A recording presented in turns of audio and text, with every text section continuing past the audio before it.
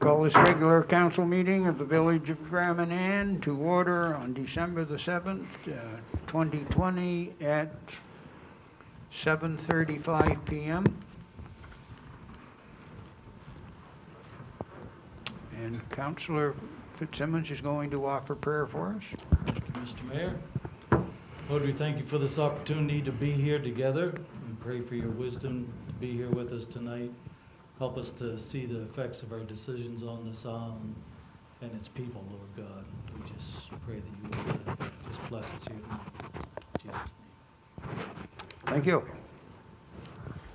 Good evening, ladies and gentlemen. I would like to start tonight with what I feel is a good thing that has happened here. We would like to thank Sharon and Claude Ingalls for the great improvements they have done at the old Theater Council building in North Head. The big house is a great addition to the village. I visited with Claude before the improvements were completed. This was expensive and a labor of love. Thank you to the Ingalls family. Manan is still doing good with the COVID-19. Keep up the good work with the mask and 6-foot, 2-meter distancing. We have had a couple of storms with winds at 70 miles per hour, which is roughly 110 kilometers, and heavy rains with minimal damage. We are very lucky to escape without much damage. Christmas lights are well received by the residents of our island, and the kids with the drive and the stop for the treats were greatly appreciated. It was a huge crowd. Council and staff had worked hard to prepare a budget for 2021, which was approved at a special meeting on December the 3rd, 2020. Council would like to thank this time Dr. Worthen and his wife Donna for their services to Manan. They were dedicated people to the people of Manan. And also we would like to wish everybody a very happy and merry and safe Christmas. And also we'll put New Year's into that. Well, the lobster season has started, and I have to be careful what I say here with Councilor Morse there. But what people I have talked to has roughly told me the catch is down. Some of them are talking about 30%.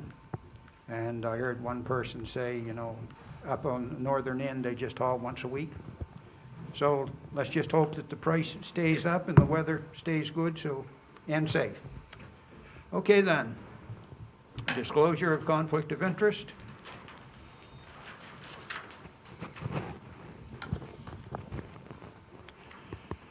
The adoption of the minutes of November the 2nd, 2020 and December the 3rd, 2020 special meeting. I'll move for those adoption of those minutes, Mr. Mayor. You heard the motion by Deputy Mayor Sturgeon. Do we have a seconder? Second. Seconded by Councilor Cheney. Question? All those in favor? Aye. Opposed? Motion carried. Additions to the agenda. Mr. Mayor, there's been a lot of developments in COVID-19 with the vaccine and such, and there's a lot of talk of plans. I know we got a lot to deal with tonight, but I think it's paramount that we address the powers be about coming up with a proper vaccination, make sure there's a proper vaccination plan for Manan. I'd like to add that to the agenda tonight. You heard the motion by Deputy Mayor Sturgeon to add the COVID-19 to the agenda. Do we have a seconder? I'll second it, Mr. Mayor. Seconded by Councilor Fitzsimmons. Question? All those in favor? Aye. Opposed? Motion carried. Where are we putting that, Amy? 10-7. 10-7. I won't remember that long.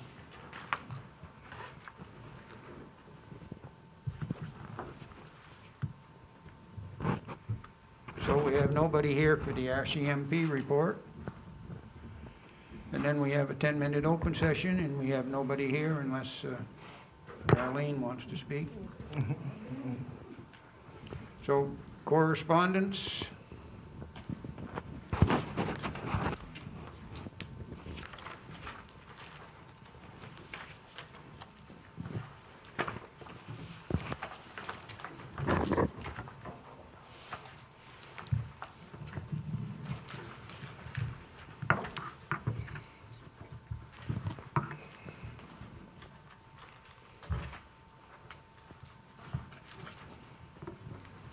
first one that we have for correspondence is, we had a request to do away with the broken line out here.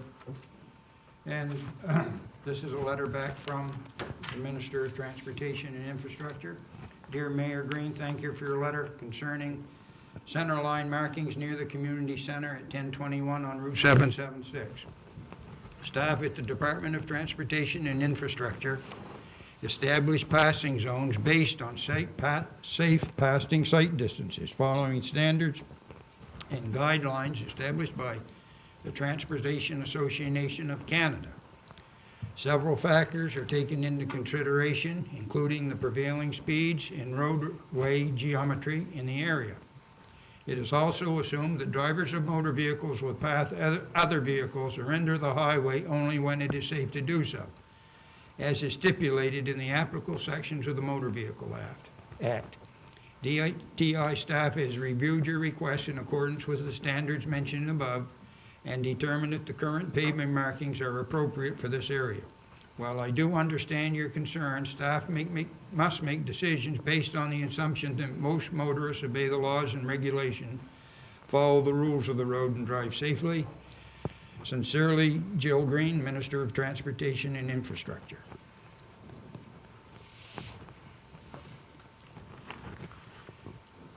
And we had sent a letter concerning the New Year's trip. Just thank for your letter. We had sent a letter asking that the summer ferry schedule Yeah, right, end on okay. Sunday instead of Saturday. Good. Thank you for your letter concern.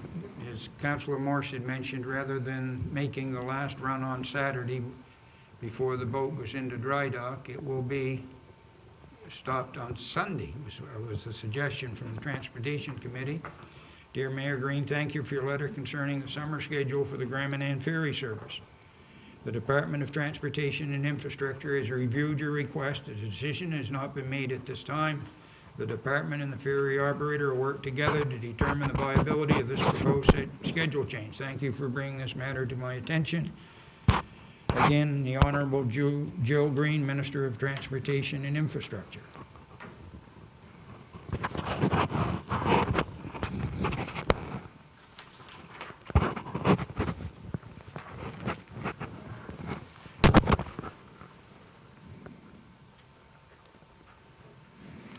So the other one was support for the Gramanan Harbor Authority's application for the Woodward's Cove Wharf. It has been brought to Council's attention the Gramanan Harbor Authority is seeking funding through ACOA for construction for a new wharf for Woodward's Cove. At a regular council meeting dated November the 2nd, 2020, a motion was passed unanimously to support their application for funding. The current Woodward's Cove Wharf has been in deplorable condition for many years, and Council has gone on record and requested senior levels of government to bring their awareness of the condition of the unusual wharf. Fishing and aquaculture industries are at the backbone of the Gramanan economy and are without doubt the largest employer sector on the island. Local harbors are critical in these industries, with the current wharfs aging and overcrowding becoming an issue. The resurrection of the Woodward's Cove Wharf would be well utilized by the island, certainly as an addition for current industry and open doors for future economic growth within the community. The harbor in Woodward's Cove, a central community island, has support of both fishing and aquaculture industry, as it serves the most logical and strategic location for the addition. The business plan supporting this has been developed. I personally sat at the steering committee on behalf of the village. It is with great pleasure that Council supports the Woodward's Cove Wharf project. Thank you for your time and consideration. Yours truly, Dennis Green, Mayor. And then a letter back from that letter. Dear Mr. Mayor, thank you for your correspondence of April the 20th, 2020 regarding the beach cleanup and the wharf repair at Woodward's Cove on Gramanan Island. I regret the delay in replying. As you are aware, the Woodward's Cove Harbor has been closed since 1997 in response to the deteriorating wharf structure and associated debris. Fisheries and Oceans Canada, DFO, Small Craft Harbors Program recently completed a site cleanup for the safety of all. In addition, plans are currently underway to implement a capital dredging project at North Head Harbor on Gramanan and to explore the possible encapsulation of the Woodridge Cove Wharf. If you have any further questions about DFO, the NSCH program, I invite you to contact Ms. Margaret Hawkins, Area Manager, Small Craft Harbors. I hope my response has addressed your concerns. Sincerely, the Honorable Bernadette Jordan, PC, MP, Minister of Fisheries and Oceans in the Canadian Coast Guard.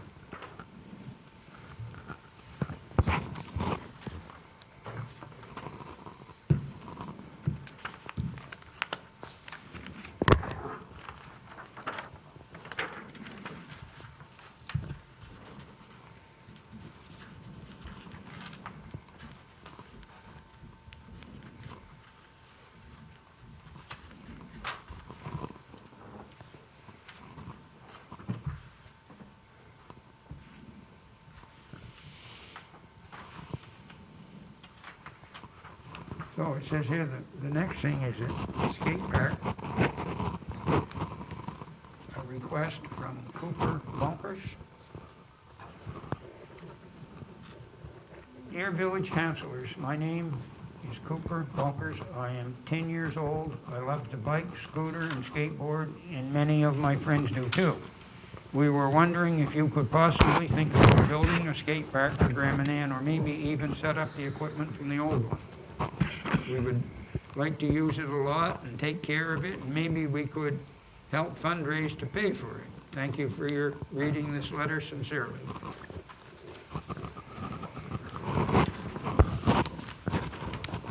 So,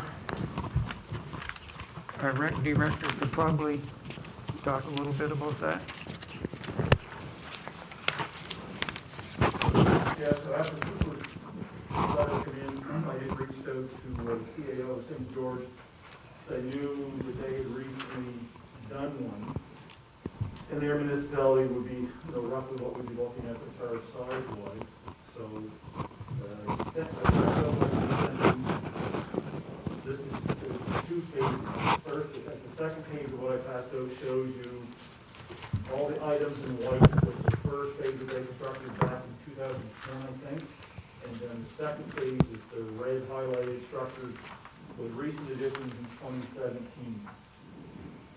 So with what you see there is roughly for the equipment only, with somewhere around the $75,000 ballpark for phase one, and an additional 25 for the equipment they bought in 2017. Now that was equipment only. That's not having a pad to put it on, like if you were going to go somewhere and put some asphalt down or some fencing around it. There's several companies in New Brunswick that do that. There's also several outside in the Ontario region. So it looks like, according to the numbers that he sent me, there was about a $25,000 difference between the lowest bidder and the highest bidder according to where they were coming from. So certainly something you want to do your homework on before, if you decided to do something before you did it. So what about the old one? Was he mentions that, and The old one, whenever they took it down from the school, they relocated it up. It's on your way when you're driving into the C&D site. Some of the structure is concrete, which I'm assuming would be still in half decent shape. I know at some point there was some material piled on it. I'm not sure if there's any damage done or not. You really have to dig it out and take a look. But I know also there was some wooden pieces with some metal on them as well that I'm not sure where they went. So it'd be a matter of starting to dig stuff out and take a look to see what we had compared to what kind of the timeline or what you were thinking about you might want to do something if I guess the starting point would be to try to get up there, maybe with a boom truck or something, to dig that out, take a look, see what condition the equipment that we is in, and actually what we do have left up there. We could start going. that St. George one is metal, isn't it? And yours one is metal, yep. And one of the new ones from a company in just outside of Moncton, they have gone to aluminum. Apparently it's a cheaper price, but not cheaper as in less quality, but cheaper price-wise than some of these concrete structures. And apparently they're easy to move. And what they'll do is, a lot of times in these skate parks, they like to move stuff around just to kind of change up the pattern of all the different structures. So, again, if this is something that you guys feel that you'd like to get some ideas on or some actual pricing, just let me know. Mr. Mayor, I'd like to make a motion that we refer this to the Recreation Committee as well as the Recreation Director, and that they report back to council on what they have found. You heard a motion by Deputy Mayor Sturgeon. Do we have a seconder? I'll second it, Mr. Mayor. Seconded by Councillor Fitzsimmons. Question? Can we write back to Cooper in the meantime and just indicate that we have read his letter and that we're looking at it, just so Yep. he was good enough to write? I think it would be Absolutely. good to encourage that if we can. All those in favor? Aye. Opposed? Motion carried. So I have a question. Is this something that you would consider maybe in a couple phases, like phase one, maybe look at trying to get some equipment to put somewhere like out here in the existing parking lot to save, the cost of having to run a pad right now, and maybe down the road, phase two, where maybe we put a pad somewhere like up around the Victoria Park area to relocate the equipment? Because, I mean, what we learned from the outdoor courts, I mean, the area, this one here was 50 by 100, which you're looking at a ballpark of about $50,000 for asphalt, which is a substantial cost to go on top of the equipment. But if you got the equipment now, put it somewhere, like I said, here in the parking lot off to one side, just to get the equipment going first, and then maybe look at relocating it down the road. At that time, we had lots of money we wanted to do so, or? Once again, Mr. Mayor, I would think that the Recreation Committee and the Recreation Director can study list all options, I guess, and report back to council, and we make a decision from there. Perfect. I think we all got to remember, cost is going to be the big factor. Yeah, absolutely. There's things that, and people are telling me we're a recreation council and neglecting some things that should be done. Yep. So, I'm sure we all want to do what's the most fiscally responsible, Mr. Mayor. in my good, I know, views. well, we want to do what we can do to keep the young people busy. Yep. So, okay, the next thing is Crave Technologies. Do you want me to read both letters? If you want to. To whom it may concern, a local company, Crave Technologies, approached council for a letter of support for their application of their Universal Broadband Fund. So I think probably the rest of the letter, the new one would cover it, wouldn't it? This is the new one. Hmm? This is the new one. Oh, that one. So this is a letter that came from Crave Technologies and Proximity Fiber. Potential letter for support for Crave Technologies, Universal Broadband Fund, Rapid Response Stream. Council members, the recently announced Universal Broadband Fund, UBF, a Canadian federal government initiative to bring better broadband speeds to rural and remote Canadians, have been recently opened to applications. This $1.75 billion program has within it $150 million rapid response stream, which is intended to fund projects that are shovel-ready and can make a quick impact. These projects are to be completed by November of 2021. Crave Technologies Limited began as a wireless internet provider in 2009. We realized long ago that wireless technologies certainly have their use cases for bringing faster speeds to home and businesses, but are overall inadequate for the task at hand, building a 21st century broadband solution that will still be fast and relevant decades from now. In 2018, we secured private investment to design and develop a purpose-built rural fiber network solution. This project began with Phase 1 in North Head and covered about 300 homes. Phase 2, built down along Route 776, is just beyond the Ingalls Head Road and reaches a further 300 homes. These two projects allowed us to research, design, build, and test this revolution to rural broadband networks right here at home.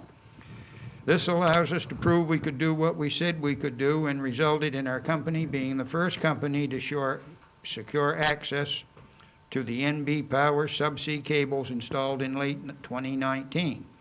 These cables have fiber optic strands within them. These fibers are not currently lit, but we have a Phase 3 project currently underway to light them and bring world-class connectivity to Gramanan Island and lay a foundation for future network projects across the Fundy Isles. A letter of support would allow us to strengthen our application to the UBF Rapid Response Stream. If we are approved for this funding, we'd be able to cover a further 346 homes and businesses on Gramanan Island with broadband services equivalent to any other urban network in any country globally. It need not be said how critical good connectivity is to economic growth and educational opportunities and attracting new people to rural communities. We sincerely hope we can count on your support and help us to bring the best digital world has ever offered to our homes and businesses as quickly as possible. Howard Small, President.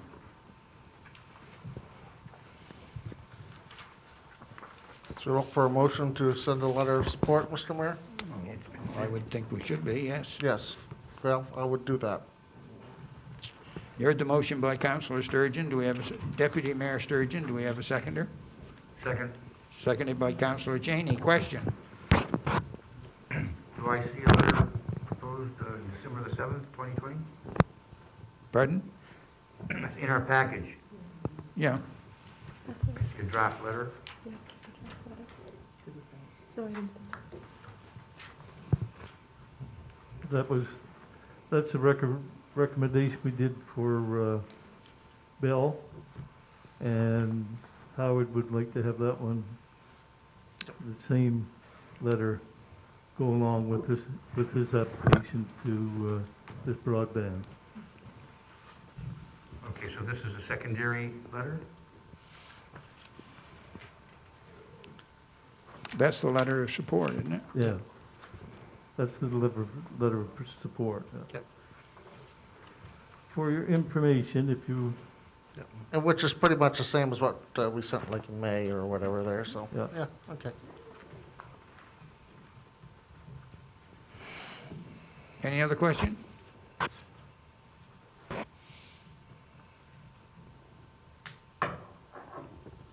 All those in favor? Aye. Aye. Opposed? Motion carried. Castelia by Lyman, Councillor Cheney to speak. Thank you, Mr. Mayor. As you know, the Castelia Ball Diamond Playground area is eroding at a rapid rate. And if it's not secured up with armor stone, we won't have a playground, and we may not even have an outfield. And it's my understanding that there have been funds allotted for erosion to areas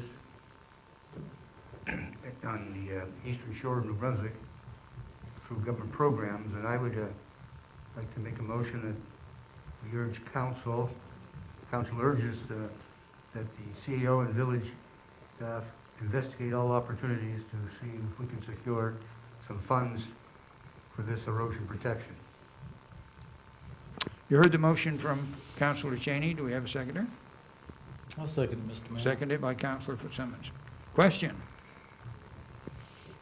All those in favor? Aye. Opposed? Motion carried. 10-4 was request for donations. Dial-A-Ride, $1,500, and Gramanan Animal Welfare League, $1,000. Councillor Fitzsimmons. Thank you, Mr. Mayor. Like I say, we've had 2 requests for donations for the coming year, and 2 very worthwhile organizations. So I'd like to make a motion that we support the Dial-A-Ride Charlotte with $1,500. Do you want them both at the same time? Put it in the same motion, yeah. Okay. And also, the Gramanan Animal Welfare League to the tune of $1,000. You heard the motion by Councillor Fitzsimmons. Do we have a seconder? I'll second it, Mr. Mayor. seconded by Deputy Mayor Sturgeon. Question? I think one of the things there, you know, is, we all know is being on council how great the Animal Welfare League is, and we know that the dial-a-ride is used quite a bit by Grand Mananners, so that is quite a thing. And just to clarify, that'll be paid out of this year's budget, correct? 2020 budget, not the 2021.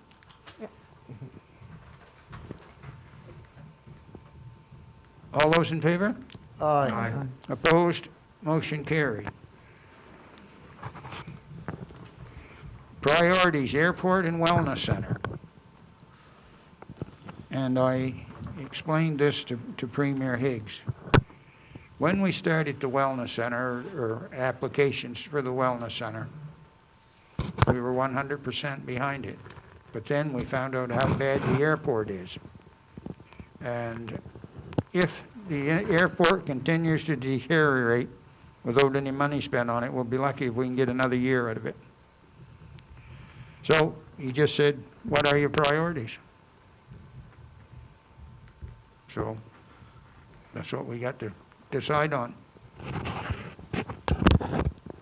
We always thought that they were two different pots of money. They are When we first federally. started. They are federally, but they're not provincially. Right. Everything provincially comes out of our DC. That's the reason that he's saying it's two out of one pot that we have, and the feds are separated into the programs.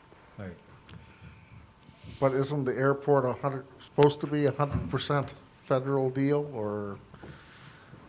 But I know that a lot of federal monies, Well, it that's comes what from the we were federal told government, that- yes, yeah, at the time. That's the way but it it seems like the explained to us. province has discretion on where those federal monies go to, from what I understand. I might understand that wrong, Mr. Mayor. No, but that's right. Yeah, okay. If you have an application in and the province approves it, it's pretty well going to be approved by the federal government.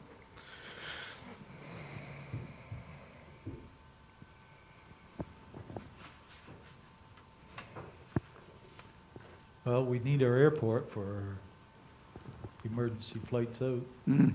I mean, there's no question about it. This is what I explained to Premier Higgs. We didn't know that this was this bad. No. And I spent some time out there 3 or 4 different days with different people, and walking the airport, I just couldn't believe that it was that bad. And Paul Sonnenberg says what happens is at the end of each runway, you have a place that's painted white. And that draws the heat from the sun different than the black pavement. So you get a different rate of expansion and contraction out there. And it's getting to be quite a bump there.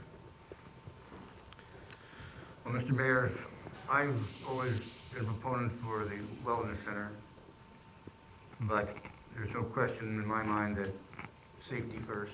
If we have to take and fly out Grand Manan people, then it's a necessity that we have proper runway to even come in and go out. So my mind is made up that if we have to take and make a decision, it would be airport. I think that was what the Premier was getting at. And he had asked, has a motion been made, what one you're going to support? And it hadn't been, so we make a motion. But that doesn't guarantee any funding neither. But Well, Well, I think the longer we hold off on that, if we know what the position is, then we shouldn't be sitting on our hands. So if we pursue it and we do find out that there's a lot of federal funds available, okay, good, you can go the other way, but we've got to determine what is available and get the politicians working again. I do think it is important, though, to emphasize that there is a benefit for the wellness center, that while, I think we're all leaning the same way, but that the wellness center continues to be an important priority down the road as well, whether we can do it now or down the road. I would hate to see the funds come federally, for example, for the airport, and then we lose our position provincially for the wellness center because we've made this motion. I don't know if that makes sense, if I've articulated that well or not. That's that's my only hesitation about this. I think it's an obvious choice, but I also hate, because we're so close with the wellness center, I hate to lose that position in the long run if we don't have to. But just a little on the wellness center, what's the word I want, Rob? Yes, you do. The water problem was there. Yes, marshlands, wetlands, Yeah, Oh, the wetlands. yes. We're not as shovel-ready as we thought we were. no, that's what I was thinking. I guess that's the best way to put it. If I may add, I have to echo everybody's concerns, because they all had good points here this evening, but kind of reminds me of a former counselor that I used to sit around the table here with, and he said, nobody wants to cut the ribbon on a new sewage plant because it's not sexy like a recreation facility. But the fact of the matter is, everybody will use the sewage plant. So this is one of those things that when you need that airport, you're darn glad it's there. Oh, there's no doubt about it. Yeah, so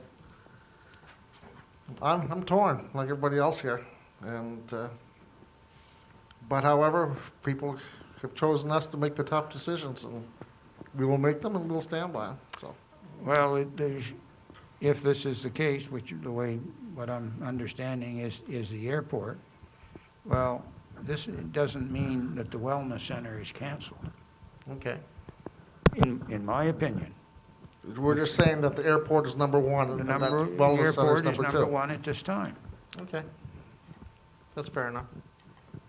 And I think that, with this council, we should just state it is, and there may be a new council in May that says, okay, we want to go in a different direction or something, but we're still here, we're still in charge.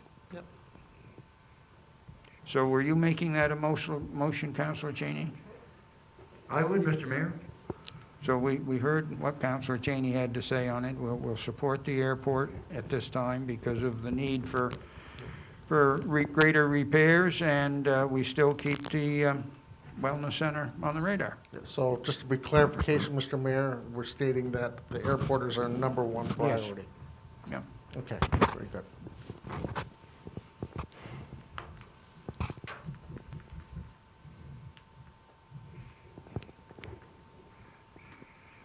All those in favor? We haven't had a second, have we? I was on my way until I got interrupted. Sorry about that. So, okay, it's been moved, and do we have a seconder? I'll second. Seconded by Councillor Worthen. Question? All those in favor? Aye. Opposed? Motion carried. I That's, I was going to say, I do think we need to prioritize the federal funding, though, for the airport as much as possible, just because I think it is a federal funding objective. but While the see, province might have a say in it, the more money we can get for it federally, the more opportunity that leaves for other projects provincially. I don't think anything changes as far as where the money comes from, per se, because it is 100% federal deal, but the province does have say where that money goes to, I think, as far as that goes, so. Am I correct in saying that, Mr. Mayor? see, if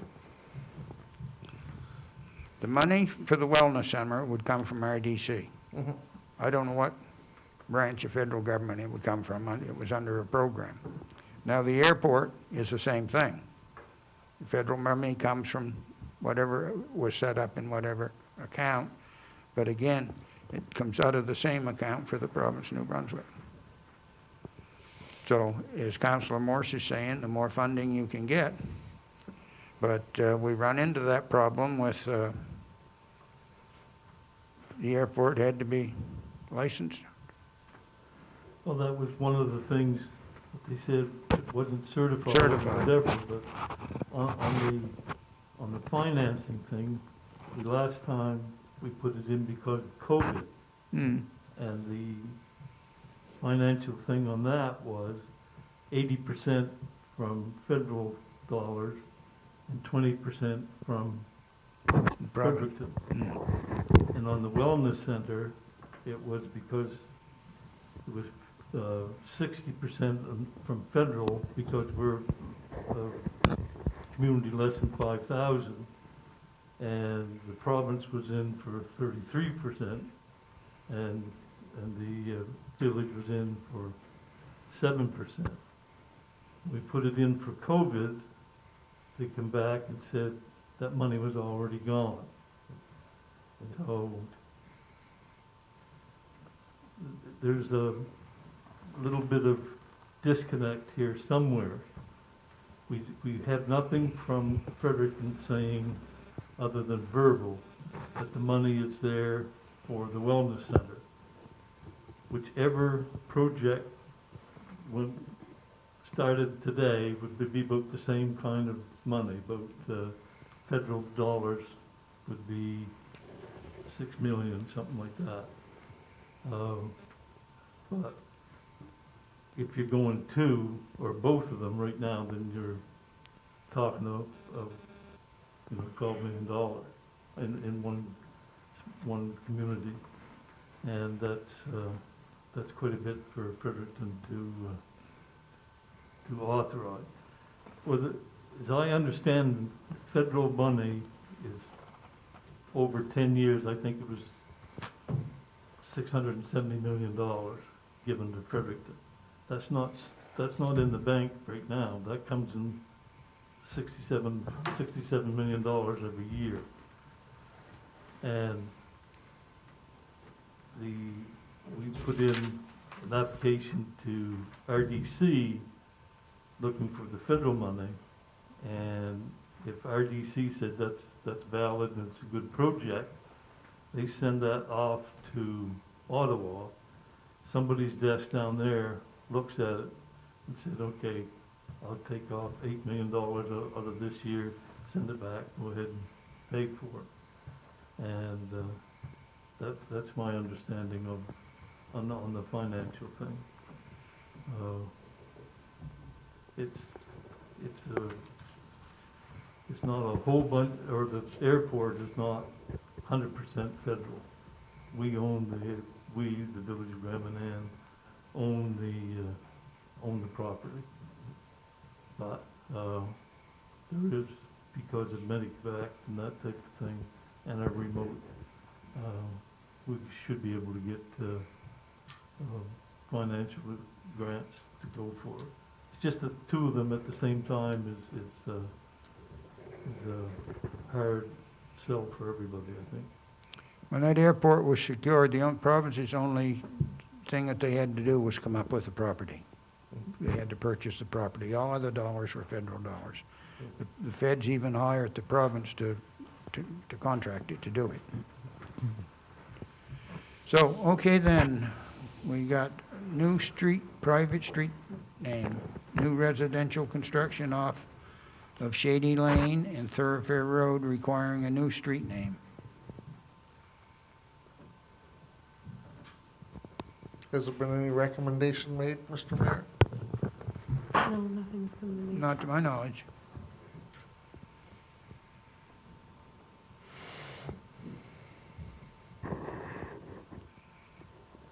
Mr. Mayor, we have the Thoroughfare Road, and just before you get to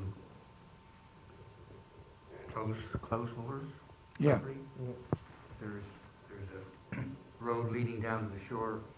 Is that the road that we're looking at? No. Is that the subdivision? It's more this way. That's, That's correct. I don't have a map here, so I can't. Yeah. so he's talking about, Just up on the hill there. the one he's talking about over next to Close Walfers. It's not over that far, just as you come up the hill. Mhm. It's going down. Mona, There's Mona's. Shady Lane. Mona, Yeah, there's two over there, but this one here is a right of way down. There's 4 building lots down there. And right now, there is somebody has bought one of those lots, and they want to put a mini home down in there, but unless they get a civic address, they can't get a permit, they can't get hydro, and that type of thing, so it's a little bit, one of those things that's dying right there now. When they make a subdivision like that, the right-of-way is usually identified for township to make a decision on the lane or whatever you want to call it. But this, like right now, that homeowner is stopped, can't do anything. You get down to Phillips Point. I was wondering if that was Phillips Point was leading to that, yeah. That's what it is. Well, why don't, I'll make a motion to name this new street name Phillips Point Road.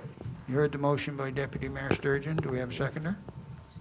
I'll second it, Mr. Mayor. Seconded by Councillor Simmons. Question. I hate to hold things up another month, just. All those in favor? Aye. Opposed? Motion carried. That was a muffled one, I guess. So 10-7 is Deputy Mayor Sturgeon. Yes, thank you, Mr. Mayor. And we can all agree that in today's COVID world, things have a way of moving along quite quickly. Just before I came in here this evening, yesterday, actually, I'll start off, it was announced that there will be 207 planned sites federally to do vaccinations, but on the other hand, it's recognized that it's up to the province to look after things healthcare-wise. One of the things that was been just announced, while many people provinces have been hiring ex-military generals to look after the vaccination program, I'm personally pleased that who they have chosen for New Brunswick is Greg McCullum. And you're probably well aware, he, for Emergency Measures Organization for New Brunswick, he's very on top of things. I've got to know him through quite a bit through UMB, and he always goes forth with a good plan. He likes to do his homework. My concern is, and why I want to add it to the agenda, is that I got to thinking about this, and I said, you know, COVID, we don't want crowds. And it would be best that if we put a letter forward saying that, you know, our concerns that we want, for example, to be vaccinations to be done on the island, because it's certainly safer than going away. And also that we would make a recommendation that they would do it in multiple locations over multiple days to make sure that it's being done safely. And just make sure that we're not being lost in the foray, I guess, kind of thing. So anyway, Mr. Mayor, I'd like to make a motion that we write a letter to Mr. McCullum of EMO, and also carbon copy, of course, to our MLA and to the Premier in regards to our concerns to make sure that we're in the plan for vaccination here in Grand Manan. So you heard the motion by Deputy Mayor Sturgeon. Do we have a seconder? I'll second. Seconded by Councillor Morris. Question. All those in favor? Aye. Opposed? Motion carried. Committee reports, Recreation Director's report. Rec Director Chris Rayner. Thank you, Mr. Mayor. It's a short report tonight. Phase Orange has certainly slowed things down a lot. It just seemed that we were starting to ramp up on all the operational plans for the community center as well as the arena when we get knocked back into our orange. So since then, we've had to result back on our operational plans to phase 1. So for the arena, that basically brings us down that we had to shut down all adult rec hockey until such time as we return to the yellow phase. The minor hockey is still permitted to operate under the Hockey New Brunswick return to play in their phase 1, which is basically what that allows us to do is skill development with social distancing only. All games in the Southern New Brunswick Minor Hockey League has been postponed until such time as we're able to pick that back up again. The adult groups, after some consultation with them, they didn't feel like they wanted to do the skill development with social distancing. I mean, they're more or less there for their scrimmages in their games. So we postponed all that until the time that we were able to pick that back up. So with the community center, with our first phase of that, it basically shut down the community center gymnasium, as well as reduced the hours to the fitness center and closed it to single-family bubbles only, with no access to any of the facilities in the community center other than all in and all out. Basically come through the door, directly into the fitness center, do your workout, and directly out. So with the reduced hours, we found it created somewhat of a problem. We've had a huge increase in the users for the fitness center. So when we shut down and reduced the hours from 9 to 4, a lot of our regular users weren't able to find a spot because there's only so many spots per day, and they were all being used up. So we wanted to extend those hours.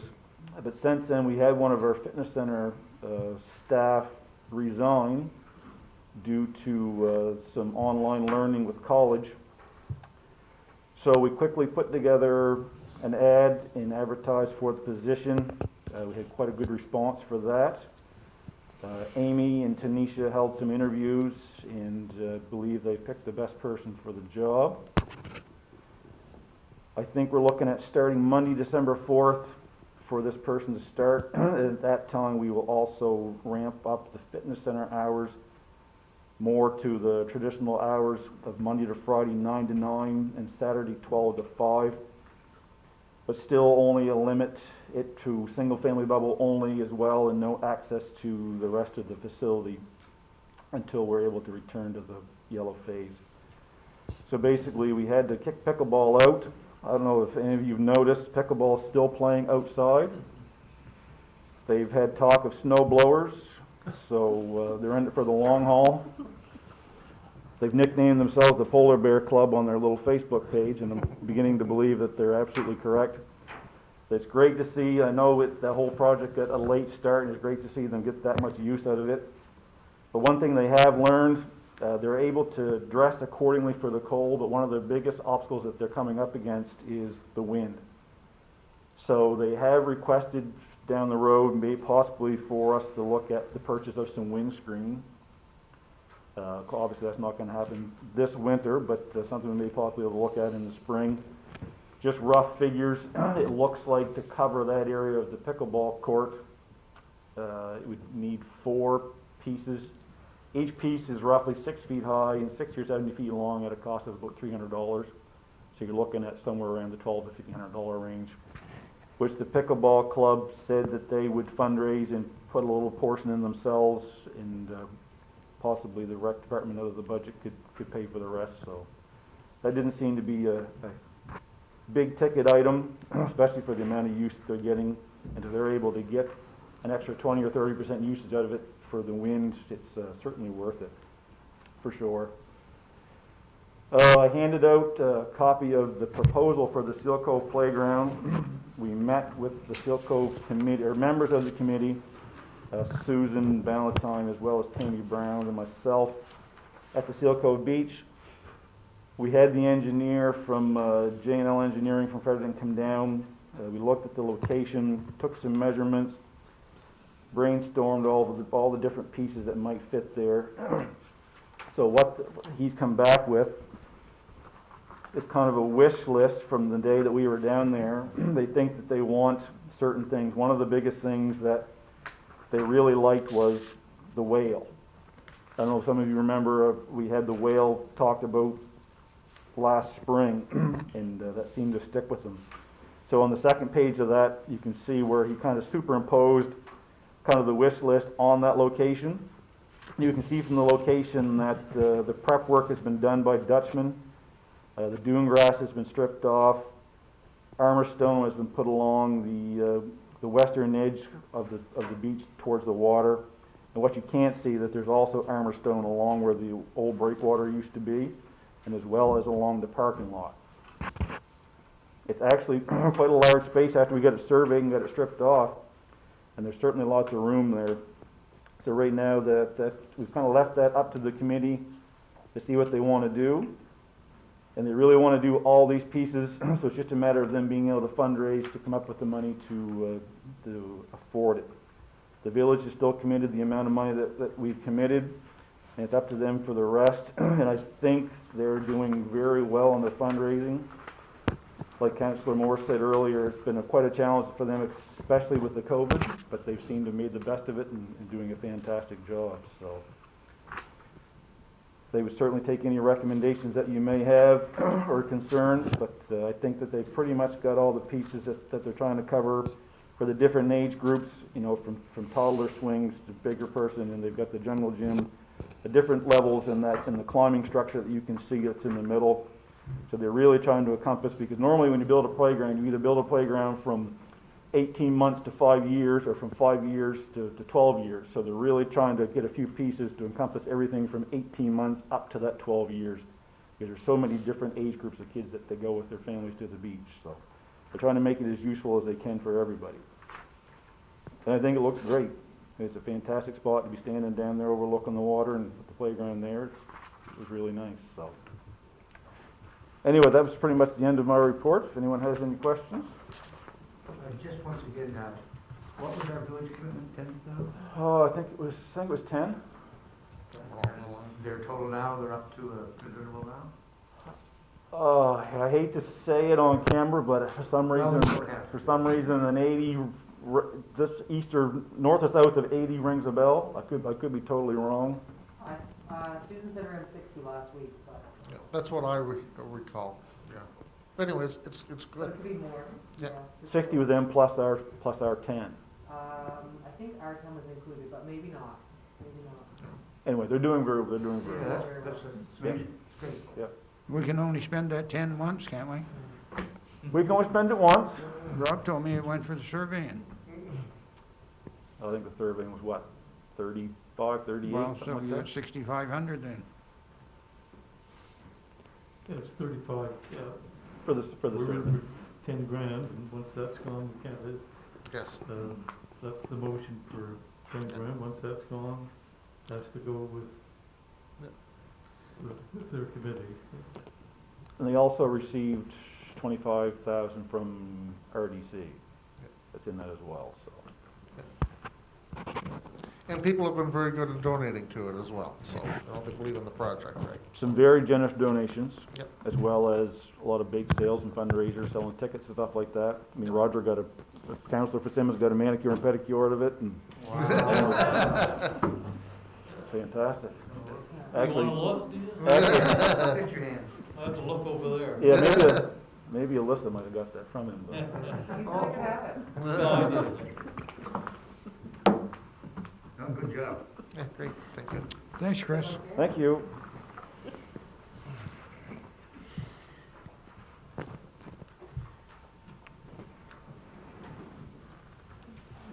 One, building bylaw, third reading by title only and enactment, Deputy Sturgeon. Thank you, Mr. Mayor. I move to enact my bylaw 5320, titled "A Building Bylaw," be accepted for a third reading by title only and enacted, effective January 1st, 2021. Rob and I had talked about that. We thought we'd give it some time together, so. So you heard the resolution by Deputy Mayor Sturgeon. Do we have a seconder? I'll second. Seconded by Councillor Morse. Question? I do think we should note that when we had postponed this at one point, we had suggested the bylaw committee meet with the building inspector. We were unable to pull that together just because of everybody's schedule over the last 2 or 3 months, but I understand that there has been a response go out to some of the concerns. Yep. And so I think that they were addressed that way, and given the fact that there is a small number of us, I think that we have to accept the fact that sometimes we're not always able to meet some of those requirements or some of those timings. Yep. I guess for lack of a better way of saying it. Mm. But I do think it's important that we put that on the record, that we understand that this wasn't what we had intended to do, but we tried to meet that the best way that we could. And also in fairness as well, we did meet with Manzer, with the public. Yep. And, and that was in October. And also when we did meet with the consulting group concerning about a rural plan and such, and Manzer was here to answer some questions among councilors and such there as well. So there's been some homework involved, so that kind of thing. So. Mr. Mayor, I'm convinced that we've talked this around a lot, and that even though we haven't had maybe formal meetings, it's always been on our discussions when we're talking office politics and office policies. So I think that we've beat this around, and I'm satisfied with going forward with the reading. Any other comments? All those in favor? Aye. Opposed? Motion carried. Approval to pay the following invoices from the general operating fund. Spruce Hill Shop, We need to read it to make it official. We need to read the title to make it official. I thought I did. Oh, you just read the motion. Okay. So I will. Village of Grand Manan bylaw number 5220, a building bylaw under the authority vested in it by section 59 of the Community Planning Act. The Council of the Village of Grand Manan. Act as follows. Just, yeah. so we don't have to do the motion again. No, I don't think so. No, okay. General operating fund, Spruce Hill Shop, Fire Department radios, $2,937.10. Dutchman Contracting, Seal Cove Playground, $11,827.75. Mr. Mayor, I would move that we pay those invoices from the general operating fund. You heard the motion by Deputy Mayor Cheney. Do we have a seconder? Just Councilor Cheney. Council. That's next term. The real deputy mayor would like to second that. Sorry about that, Councilor Cheney. Thank you. Don't elevate me any higher. Question? All those in favor? Opposed? Motion carried. Mr. Mayor, Good to just one thing, please, if I may. Sorry, but the repeal of the existing bylaws, is that something that has to be done tonight as well? I believe that's actually in the bylaw, so when you approve Okay, the bylaw. and so it's all part of it? Yeah. Okay, thank you, I just wanted to That's clarify. my understanding. Sorry, Mr. Mayor. But what you see there is, okay, we talked 10,000 from the village, and you're seeing 11,827.75. The playground's money is in the village's account. That's the reason that you're We seeing it. transferred it at the budget, but we left enough in today. That's right. General Capiting Fund, Englobe Asset Management, $1,210.95. Mr. Mayor, I would move that we pay Anglo Corp. for the asset management from the general capital fund of $1,210.95. You heard the motion by Councillor Cheney. Do we have a seconder? I'll second. Seconded by Councillor Morse. Question? All those in favor? Opposed? Motion carried. The next is a transfer $1,210.95 from the gas tax fund to the general capital fund. I would move that we transfer $1,210.95 from the gas tax fund to the general capital fund. You heard the motion by Councillor Morse. Do we have a seconder? I'll second. Seconded by Councillor Worthen. Question? All those in favor? Aye. Opposed? Motion carried. We go into closed session for personnel, staff bonuses, and pay raises. I move we adjourn to closed session. You heard the motion by Councillor Morse. Do we have a seconder? Second. Seconded by Deputy Mayor Sturgeon. Question? All those in favor? Opposed? Motion carried.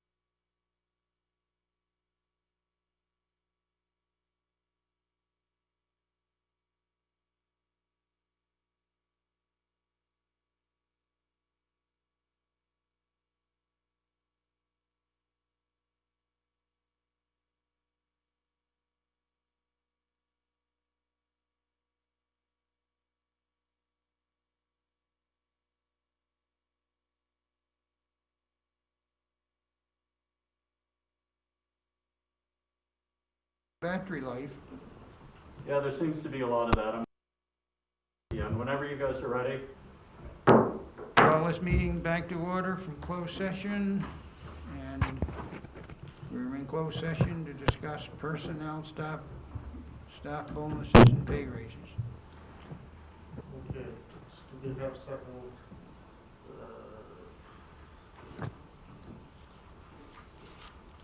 Thank you, Mr. Mayor. Mr. Mayor, I have a couple of motions here. First motion is that the Christmas bonuses, we offer the same as last year for employees that we had last year. And any employees that has been hired for 6 months, be given $100. You heard the motion by Deputy Mayor. I almost said Councilor. Councilor Cheney's got me all freaked up. Deputy Mayor Sturgeon, do we have a seconder? I'll second. Seconded by Councilor Morris. Question? All those in favor? Opposed? Motion carried. And yes, Mr. Mayor, I'd like to take a motion to refer to the Personnel Committee for recommendations of raises and any other personnel matters that we, so that's what I'd like to as well. So you heard the motion by Deputy Mayor Sturgeon. Do we have a seconder? I'll second it, Mr. Mayor. Seconded by Councilor Fitzsimmons. Question? We need to meet soon. All those in favor? Aye. Opposed? Motion carried. Good point. We do. Yeah, sure. Next regular council meeting will be here at the Grand Manan Community Center, Monday, January the 4th. It says 2020 here, but it's 2021, 7:30 p.m. Move to adjourn. Second. Moved by Councilor Moore, seconded by Deputy Mayor Sturgeon, that we resolve. Adjourn is the word. I think it means that